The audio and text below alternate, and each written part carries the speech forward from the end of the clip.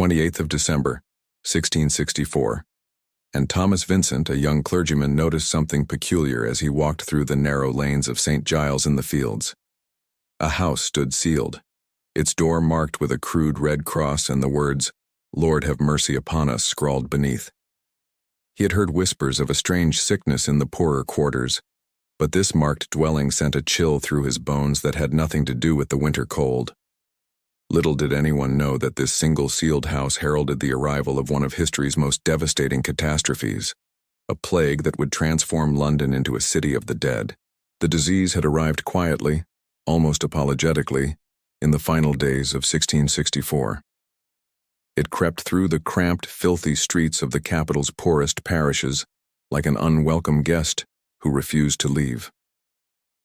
The official records, later examined by historians and documented in the London Bills of Mortality, showed that plague deaths began appearing sporadically in the winter months, though many physicians of the time dismissed these early cases as ordinary fevers or the common flux that regularly claimed lives in the overcrowded city. London in the mid-17th century was a powder keg of unsanitary conditions waiting to explode. Nearly 500,000 souls crowded into a medieval city never designed to house such numbers. The streets ran with filth, human waste, animal carcasses, and refuse piled in heaps that attracted swarms of rats and their hitchhiking fleas. Houses leaned so close together that neighbors could shake hands across the narrow lanes from their upper windows. Fresh water was scarce, and what passed for it often came from the Thames, which served simultaneously as the city's sewer. The winter provided a false sense of security. Cold weather historically slowed the plague's advance, and many Londoners convinced themselves that spring would bring relief rather than catastrophe. Merchants continued their trade, taverns stayed full of boisterous patrons, and the wealthy made plans for their summer estates.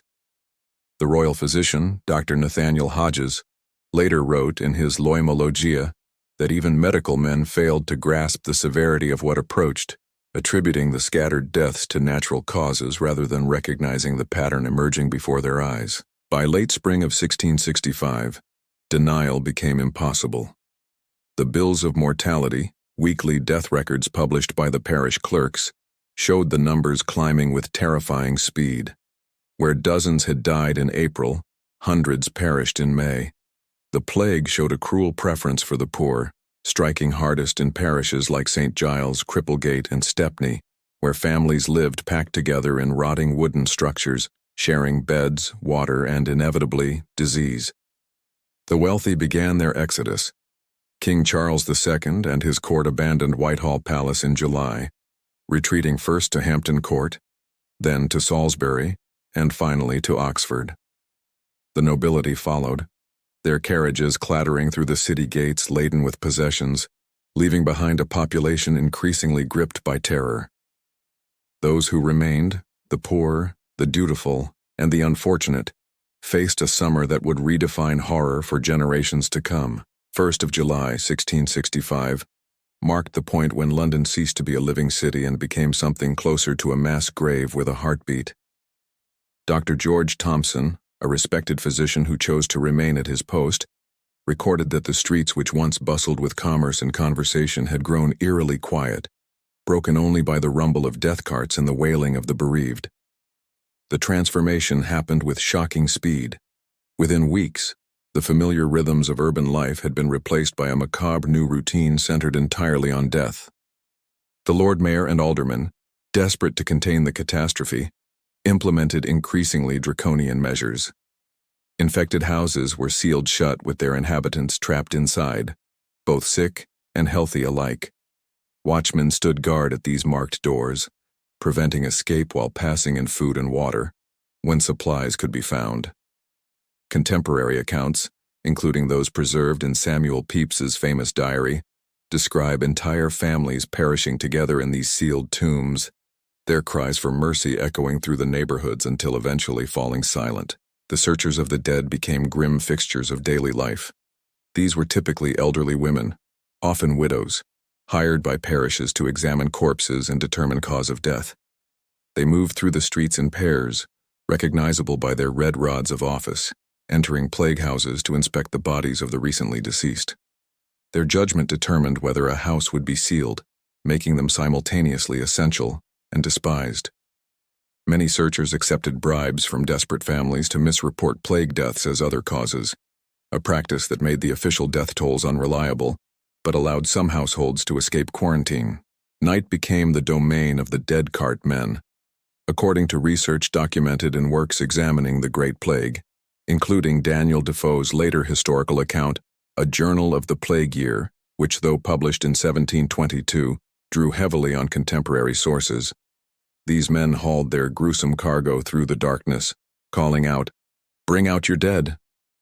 Bodies were thrown into the carts with little ceremony, often before they had fully cooled. The carts made their way to the plague pits, massive trenches dug in churchyards and fields around the city, where hundreds of corpses were dumped and covered with quicklime. The parish of St. Botolph Aldgate dug one such pit that measured 40 feet long and 15 feet deep. When it filled within weeks, another was excavated beside it. The Church of England struggled to maintain burial rites as the death toll overwhelmed all capacity for individual services. Clergymen like Thomas Vincent, who remained despite the danger, conducted mass burials, mumbling prayers over dozens of shrouded forms at once. Many clergy fled, abandoning their flocks, while nonconformist ministers often stepped in, risking arrest under the anti-Puritan laws still in effect. Commerce collapsed under the weight of fear and death. Markets that once thrived sat empty or relocated outside the city walls. The few merchants who continued business developed elaborate rituals to avoid contagion. Money was dropped into vinegar-filled bowls. Goods were left at arm's length, and all transactions happened with maximum distance. Those who dealt in bread, milk, and other essentials found themselves performing vital services, though at tremendous personal risk. Many of these essential workers died, leading to shortages that compounded the suffering. Medical care, such as it existed, proved worse than useless. Physicians prescribed treatments based on the medical theories of the day, believing the plague arose from corrupt air and imbalanced humors. They recommended bleeding, purging, and the application of poultices made from bizarre ingredients: dried toads, arsenic, mercury. Quacks peddled miracle cures on street corners, selling amulets, plague waters, and prophylactic charms to desperate buyers. None of it worked, because none of it addressed the real culprit: the bacterium Yersinia pestis, carried by rat fleas, a truth that would remain unknown for more than 2 centuries. 22nd of August, 1665, and the plague reached its horrifying zenith. According to the bills of mortality for that week, over 7,000 Londoners perished, though the true number was likely far higher, as many deaths went unrecorded in the chaos. Dr. Nathaniel Hodges, working tirelessly despite the risk, described the scene as apocalyptic.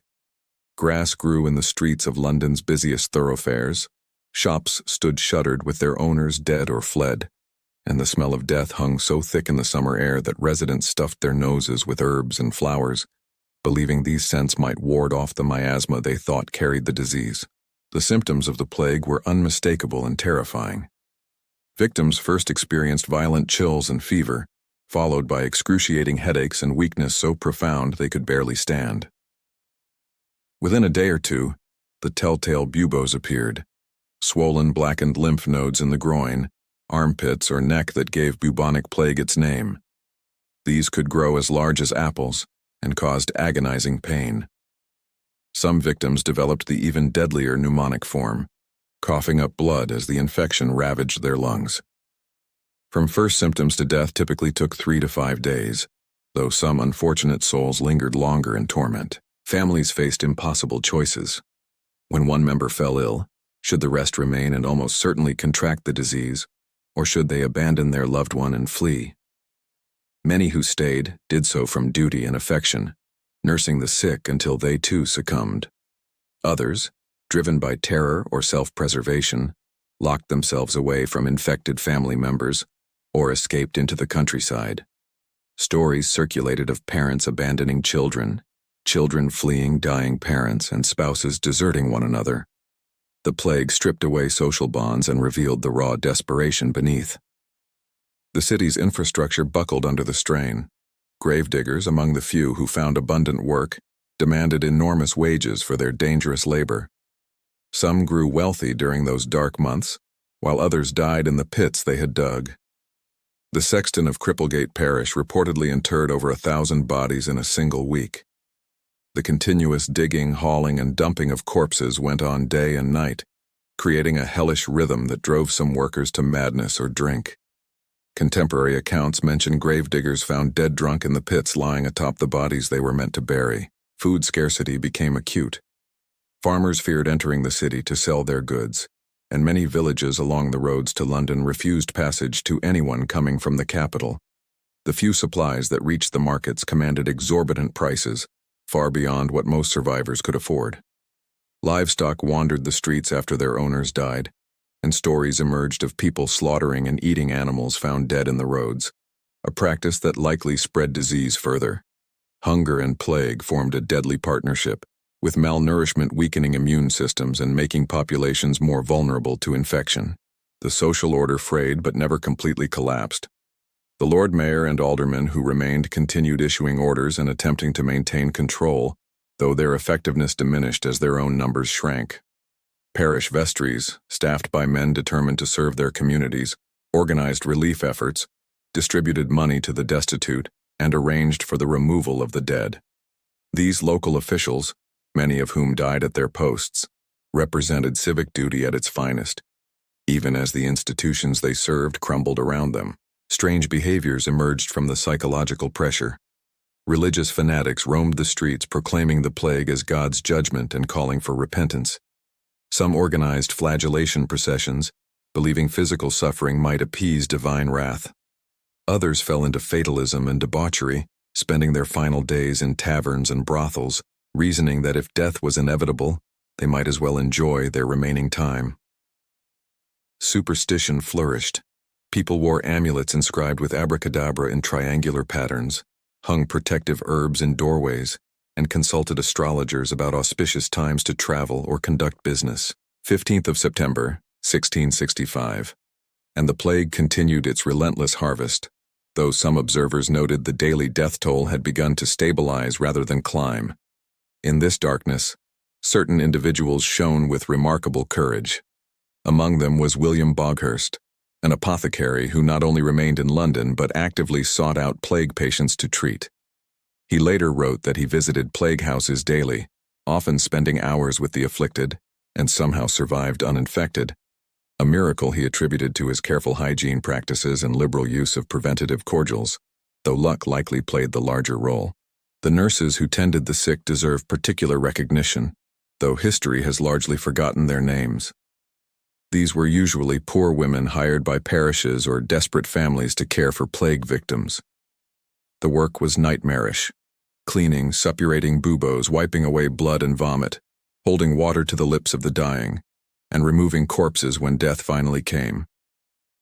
Many nurses died themselves, while others were accused of hastening deaths to collect their pay and rob the deceased of whatever valuables remained.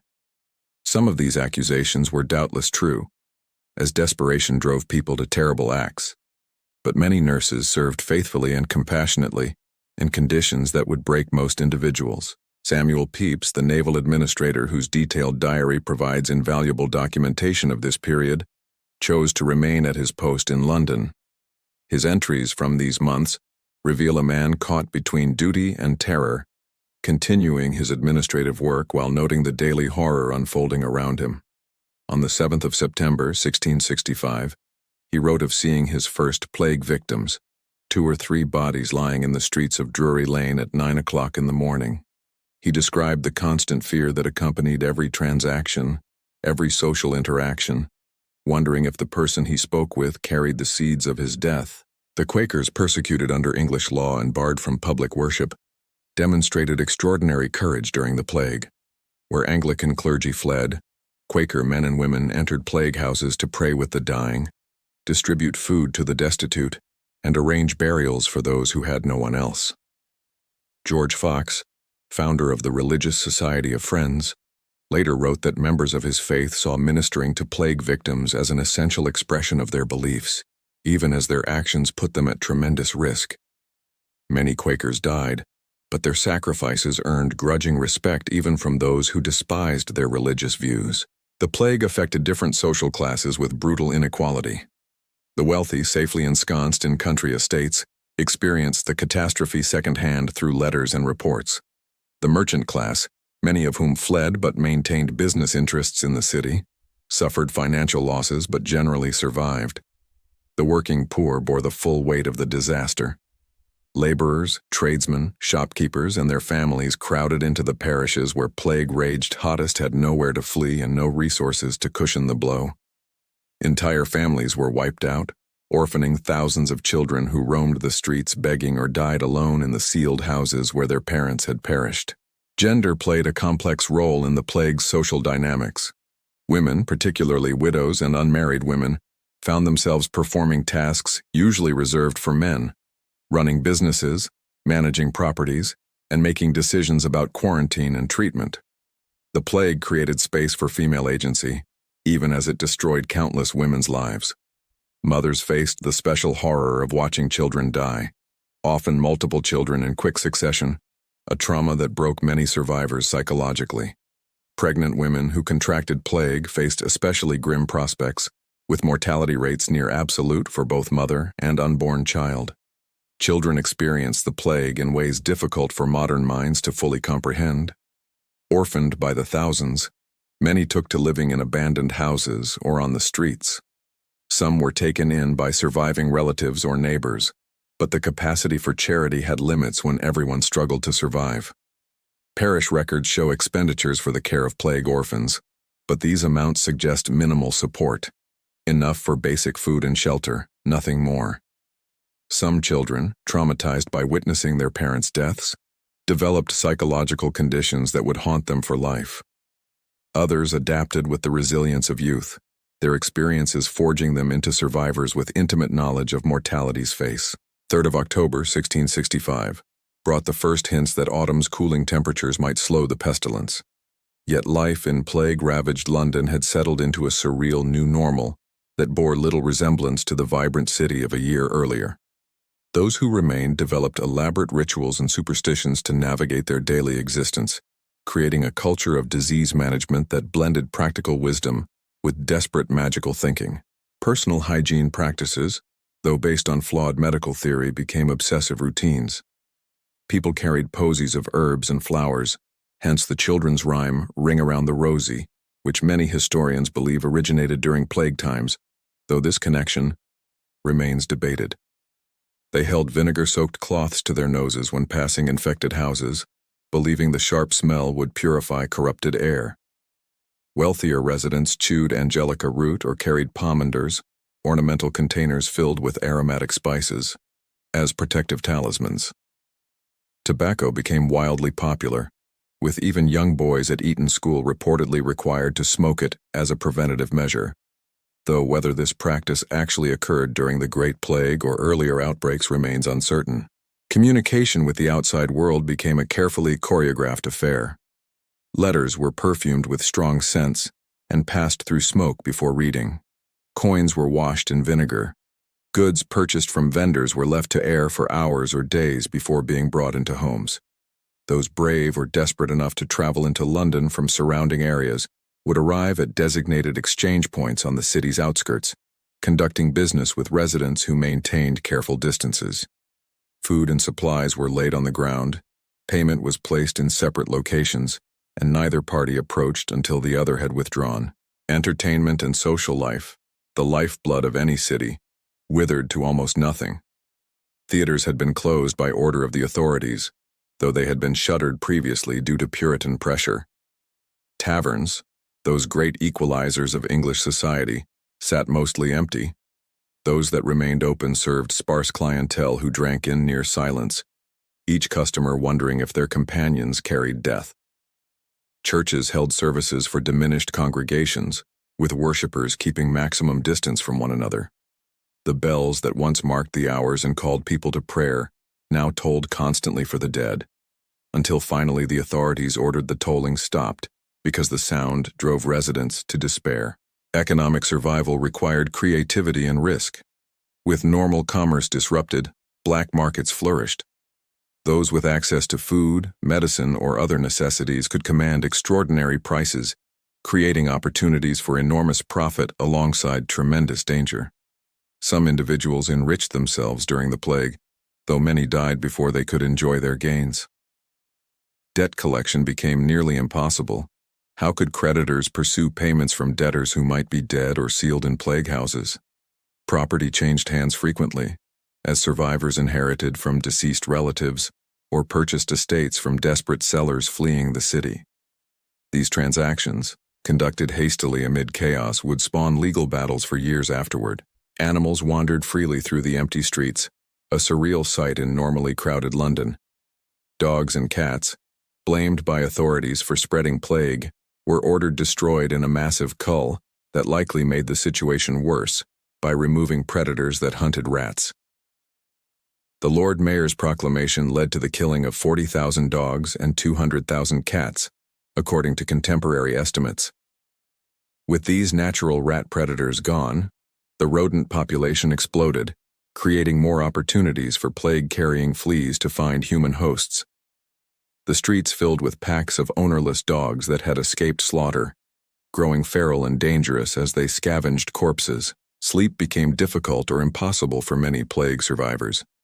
The constant knowledge of death's proximity created psychological stress that manifested in insomnia, nightmares, and various nervous conditions. People reported hearing phantom bells tolling, cries of plague victims when none were present, and the rumble of death carts in the quiet hours. Some developed obsessive behaviors, checking repeatedly for buboes on their own bodies, cleaning constantly, or refusing to leave their homes even when necessary. Others fell into despondency, unable to muster the will to perform even basic tasks of survival, essentially giving up without actually dying. The plague also revealed human resilience and adaptability. Neighbors who had barely spoken before the crisis developed strong bonds through shared suffering. Communities organized systems of mutual support, checking on elderly residents, sharing food with those in need, caring for orphaned children. These informal networks often proved more effective than official relief efforts, though both were necessary. People found ways to laugh despite the horror, shared meals when they could, and maintained human connection even as disease threatened to reduce society to isolated individuals fleeing death. This resilience, this stubborn refusal to let catastrophe destroy community entirely, represents one of the plague's most remarkable stories. 18th of November, 1665, and the bills of mortality reported fewer than 1,000 deaths for the week. Still a horrifying number, but a dramatic decline from the thousands who had perished weekly during the summer months. The first frost had arrived in October, and as temperatures dropped, so did the death rate. Medical men of the time, working from their miasma theory, credited various interventions: the burning of brimstone in the streets, the slaughter of animals, the quarantine measures. But the truth was simpler and unknown to them. The fleas that carried Yersinia pestis became less active in cold weather, breaking the transmission chain between rats and humans.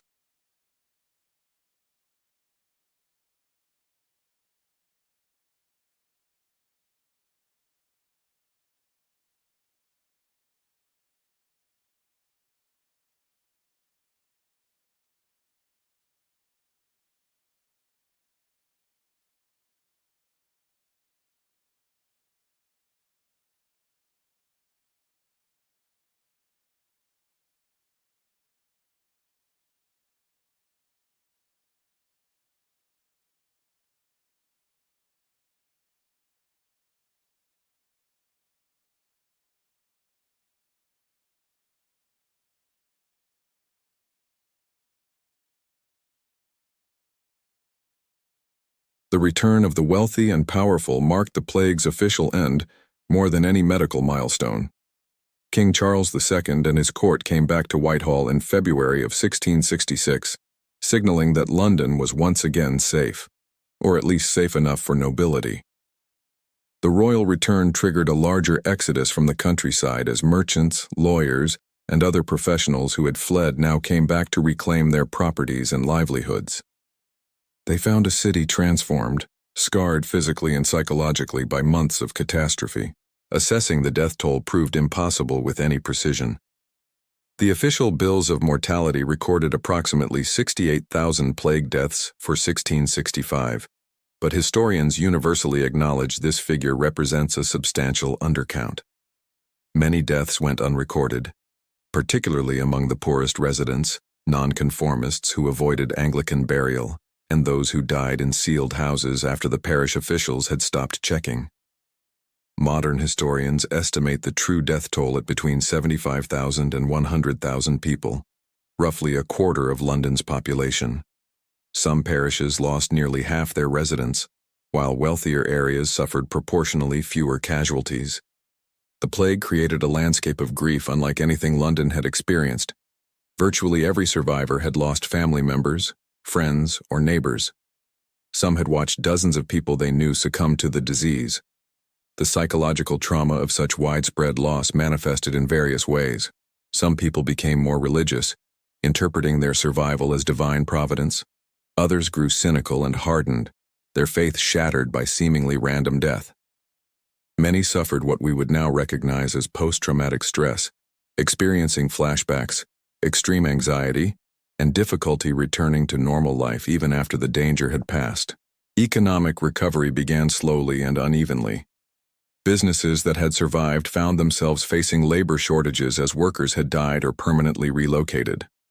Wages rose for those with marketable skills, creating opportunities for upward mobility among the working classes. Properties sat empty, their owners dead without clear heirs, leading to complex legal battles over ownership. Debts went uncollected, contracts remained unfulfilled, and London's commercial networks had to be painstakingly rebuilt. The city that emerged from the plague was economically weakened but not broken, and recovery proved surprisingly swift once commerce resumed. The government instituted reforms intended to prevent future outbreaks, though their effectiveness was limited by continued ignorance about disease transmission. Authorities ordered the widening of streets to improve air circulation, mandated better drainage, and attempted to regulate sanitation in poor neighborhoods. The College of Physicians issued guidelines for plague prevention and treatment that, while based on incorrect theories, at least represented systematic thinking about public health. These measures would be tested sooner than anyone expected, as bubonic plague would return to London in later decades, though never again with the devastating force of 1665. Individual stories of survival carried their own weight. There was the family who sealed themselves in their home with adequate provisions and emerged months later, uninfected. The physician who treated hundreds of patients and never fell ill.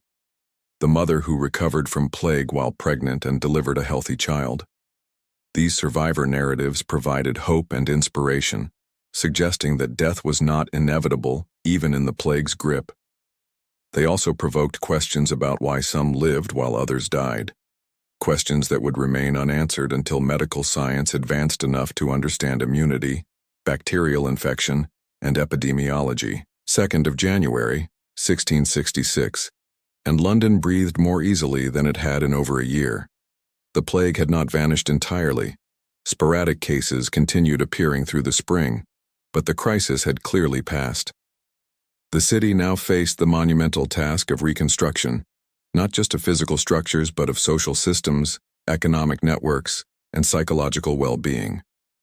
Survivors carried forward with the complex mix of relief, guilt, and trauma that follows any catastrophe, while also grappling with practical questions about property, inheritance, and how to rebuild lives shattered by loss.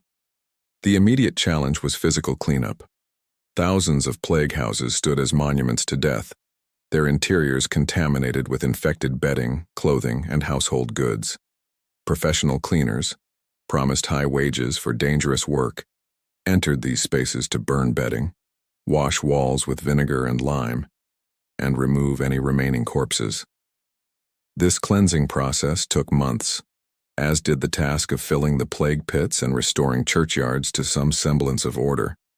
The enormous trenches that had swallowed so many bodies were covered with earth, and eventually grass grew over them, though for years afterward, residents knew which seemingly innocent patches of ground concealed mass graves.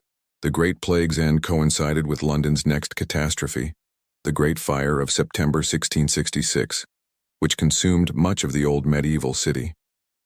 Ironically, the fire likely helped prevent plague's return by destroying the cramped, unsanitary housing where disease had flourished. The wooden structures where rats nested and humans lived in dangerous proximity burned away, and the reconstruction that followed created a city of wider streets, stone buildings, and improved infrastructure. Some contemporary observers viewed the fire as divine providence, God's purifying flame cleansing the city that plague had corrupted, though this interpretation offered cold comfort to those who lost homes and businesses in the conflagration. Legal and financial tangles created by the plague took years or decades to resolve. Thousands died intestate, their property claimed by distant relatives or seized by the crown. Business partnerships dissolved when one partner died, leading to disputes about assets and liabilities. Women who had managed businesses or properties during their husband's absence often found their autonomy challenged when men returned or male relatives asserted control. The courts overflowed with plague-related litigation, inheritance disputes, contract enforcement, property claims, and debt collection cases that required judges to navigate unprecedented legal territory. The psychological impact on survivors shaped a generation. Children who lived through the plague carried those memories for life, and many displayed what we would now recognize as symptoms of trauma: anxiety, nightmares, difficulty forming attachments, and persistent fear of disease. Adults struggled to process the scale of loss and the arbitrary nature of death's selection. Why did some entire families perish while their next-door neighbors remained healthy? Why did the righteous die while sinners survived? These questions haunted survivors and defied easy answers, challenging religious and philosophical frameworks that sought to explain suffering through divine will or moral failing. Medical understanding advanced only marginally. Physicians continued debating plague's causes and cures, publishing treatises that mostly rehashed ancient humoral theory with slight modifications. Dr. Nathaniel Hodges' Loimologia, published in 1672, represented the most comprehensive medical account of the plague. But even this detailed work remained trapped within the paradigm of miasma theory and imbalanced humors. The true nature of plague, a bacterial infection transmitted by flea bites, would not be understood for another 200 years.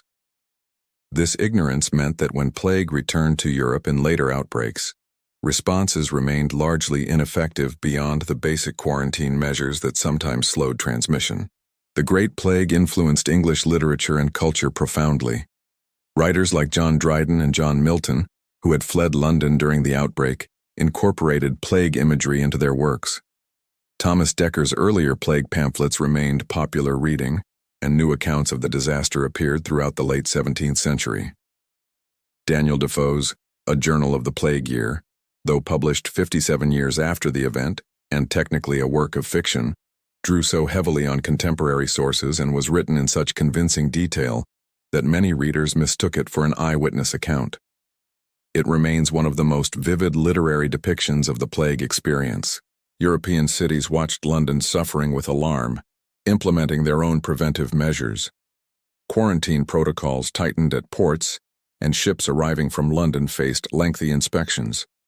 Some continental cities that avoided the worst of the outbreak credited their vigilance, though geography and luck probably played larger roles than policy. The Great Plague represented the last major outbreak of bubonic plague in England, though the disease continued ravaging other parts of Europe well into the 18th century. Why plague receded from England remains unclear. Improved sanitation, changes in housing construction, evolution of the black rat population, and climate variations all likely contributed to its disappearance. The Great Plague of London ended not with dramatic resolution, but with gradual diminishment, as winter cold and human endurance outlasted the disease. By the spring of 1666, life had returned to something approximating normalcy, though the city and its people bore permanent scars from their ordeal. The plague's legacy extended far beyond the immediate death toll, reshaping London's physical layout, influencing public health policy for centuries, and leaving an indelible mark on English consciousness. The demographic impact proved severe but not catastrophic. London's population rebounded with surprising speed, aided by immigration from rural areas where economic opportunities remained limited. Young people flooded into the city seeking work, replacing those lost to plague and fueling London's continued growth into one of Europe's largest metropolises. This rapid recovery demonstrated both urban economy's resilience and the grim reality that death creates opportunity. Labor shortages meant higher wages for workers, empty shops and houses became available for newcomers, and the economic engine continued operating with different people filling roles previously occupied by the dead. Public health infrastructure developed slowly from the plague experience. Parish-based relief systems became more organized, with established procedures for dealing with epidemic disease, caring for the destitute, and maintaining order during crises. The bills of mortality, which had provided crucial data during the plague, continued publication, and gradually became more sophisticated in tracking disease patterns. These represented early steps toward systematic public health monitoring, though comprehensive sanitation reform and true epidemiological understanding remained distant. The connection between poverty, overcrowding, and disease was recognized intuitively, but not fully understood or addressed through policy. The Great Plague became embedded in English cultural memory as a watershed moment. For generations afterward, the plague year served as a temporal marker, a shared reference point. In collective memory, families passed down stories of ancestors who survived or perished, creating personal mythologies around the disaster. The plague joined the Great Fire in the narrative of London's transformation from medieval city to modern capital, with both catastrophes seen as necessary destructions that enabled renewal. This interpretation, while psychologically comforting, overlooked the genuine suffering experienced by those who lived through the events. Comparing the Great Plague to other historical disasters reveals both universal patterns and unique elements. The death rate, approximately 25% of London's population, resembles casualty rates in other major plague outbreaks, but exceeds those of most wars, famines, or natural disasters affecting single cities. The psychological trauma mirrored that seen in other catastrophic events, with survivors displaying symptoms we now associate with PTSD. The social disruption, economic upheaval, and breakdown of normal institutions followed patterns observable in disasters across time and geography. What distinguished the Great Plague was its duration, over a year of sustained crisis, and its timing, occurring just before the Great Fire and during a period of political and religious tension that complicated response efforts. Scientific progress eventually explained what 17th-century Londoners could not understand. In 1894, Alexandre Yersin identified the bacterium causing plague, naming it Yersinia pestis in his honor. Researchers subsequently discovered the transmission mechanism through rat fleas, explaining why plague struck hardest in overcrowded areas with poor sanitation, conditions that supported large rat populations. This understanding enabled effective prevention through rat control and insecticides, transforming plague from an unstoppable apocalypse into a treatable bacterial infection. Modern antibiotics can cure plague if administered promptly, though cases still occur in various parts of the world, reminding us that ancient diseases never completely disappear. The Great Plague offers sobering lessons for modern readers. It demonstrates how quickly social order can fray under crisis pressure, how inequality magnifies disasters' impact on vulnerable populations, and how inadequate knowledge leads to ineffective responses that sometimes worsen outcomes. The plague also showcases human resilience, courage, and capacity for both selfishness and sacrifice. Healthcare workers who stayed when they could have fled, neighbors who helped when they could have hoarded, and officials who performed duties knowing they risked death. These individuals demonstrated that crisis reveals character, while also testing it beyond normal limits. For 21st-century audiences, the Great Plague resonates with renewed relevance following the COVID-19 pandemic. Both involved infectious disease spreading through dense urban populations, overwhelming healthcare systems, and requiring social distancing measures that disrupted normal life. Both disproportionately affected the poor and marginalized. Both prompted flight from cities to countryside and spawned misinformation, alongside legitimate medical guidance. The parallels are striking, though the differences, particularly in medical knowledge and treatment options, are equally significant. The Great Plague killed roughly 25% of those infected. COVID-19, while serious, proved far less lethal. Modern medicine, public health infrastructure, and scientific understanding provided tools that 17th-century Londoners lacked entirely. 28th of December, 1665. Exactly 1 year after Thomas Vincent noticed that first sealed house in St. Giles in the Fields, the clergyman walked the same streets again. The plague had receded, life had returned, but the city and its people would never be quite the same. The experience had transformed London, teaching bitter lessons about disease, death, and human nature. Those lessons, written in mass graves and survivor testimony, speak across centuries to remind us that catastrophe is never truly ancient history, but rather a persistent possibility requiring wisdom, preparation, and above all, the courage to face crisis with both head and heart.